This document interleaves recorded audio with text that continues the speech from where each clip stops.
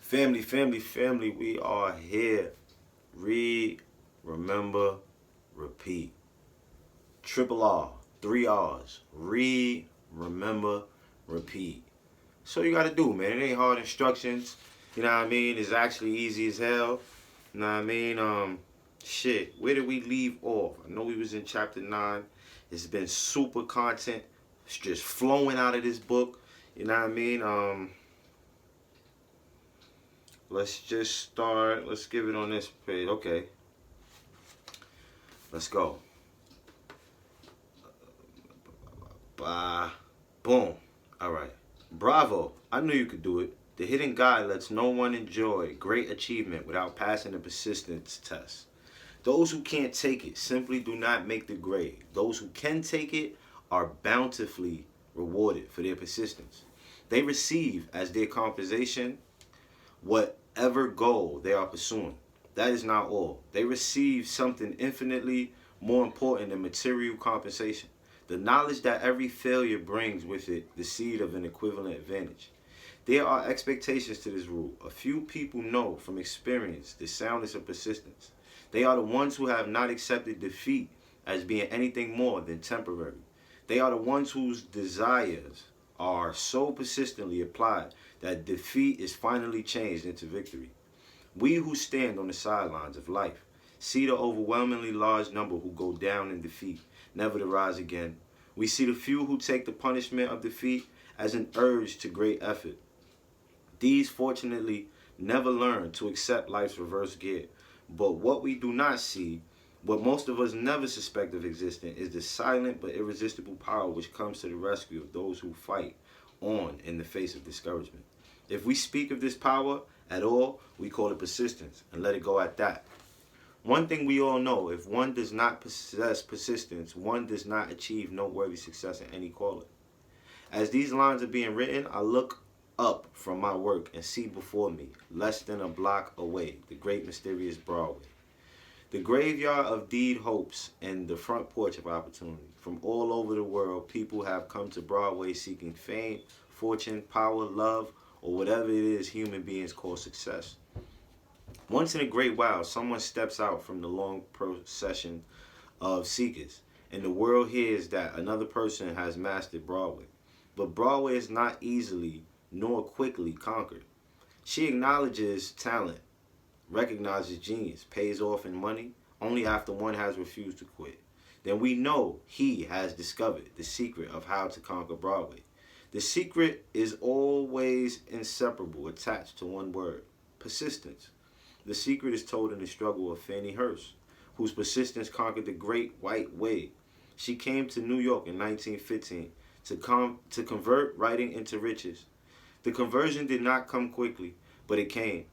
For 4 years, Miss Hurst learned about the sidewalks of New York from first-hand experience. She spent her days laboring and her nights hoping. When hope grew dim, she did not say, "All right, Broadway, you win." She said, "Very well, Broadway, you may whip some, but not me. I'm going to force you to give up." One publisher, the Saturday Evening Post, sent her 36 rejection slips before she broke the ice and got a story across. The average writer, like the average in other walks of life, would have given up the job when the first rejection slip came. She pounded the pavements for 4 years to the tune of the publisher's no, because she was determined to win. Then came the payoff. The spell had broken. The unseen guy had tested Fannie Hurst, and she could take it. From that time on, publishers made a beaten path to her door. Money came so fast she hardly had time to count it. Then the moving picture men discovered her, and money came not in small change, but in floods. The moving picture writes to her last novel, Great Laughter brought $100,000, said to be the highest ever price for a story before publication. Her royalties from the sale of the book probably will run much more. Briefly, you have a description of what persistence is capable of achieving. Fannie Hurst is no exception. Wherever men and women accumulate great riches, you may be sure they first acquire persistence. Broadly, no, Broadway will give any beggar a cup of coffee and a sandwich, but it depends persistence of those who go after the big stakes. Kate Smith will say amen when she reads this. For years she sang, without money and without price, before any microphone she could reach. Broadway said to her, come and get it, if you can take it. She did take it until one happy day, Broadway got tired and said, what's the use? You don't know when you're with, so name your price and go to work in earnest. Miss Smith named her price. It was plenty. Away up in fingers so high that one's week's salary is far more than most people make in a whole year. Verily, it pays to be persistent. And here's an encouraging statement which carries with it a suggestion of great significance. Thousands of singers who excel, Kate Smith, are walking up and down Broadway looking for a break, without success. Countless others have come and gone. Many of them sing well enough, but they failed to make the grade because they lacked the courage to keep on keeping on until Broadway became tired of turning them away. Persistence is a state of mind, therefore it can be cultivated. Like all states of mind, persistence is based upon definite causes, among them these. A. Definiteness of purpose, knowing what one wants, is the first and perhaps the most important step toward the development of persistence. A strong motive forces one to surmount many difficulties. B. Desire. It is comparatively easy to acquire and to maintain persistence in pursuing the object of intense desire. C. Self-reliance. Belief in one's ability to carry out a plan encourages one to follow the plan through with persistence. Self-reliance can be developed through the principle described in the chapter on autosuggestion. D. Definiteness of plans.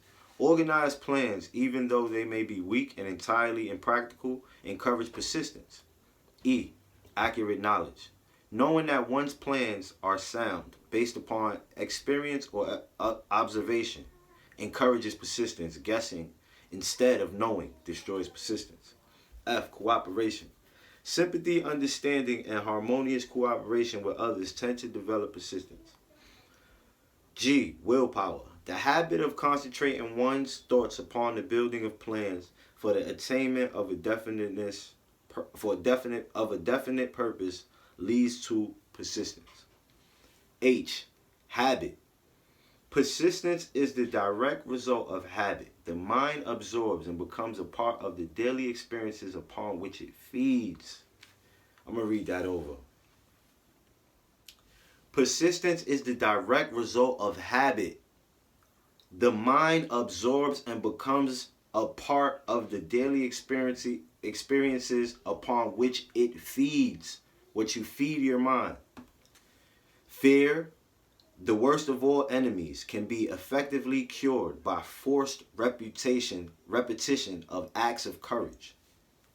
Everyone who has seen active service in war knows this.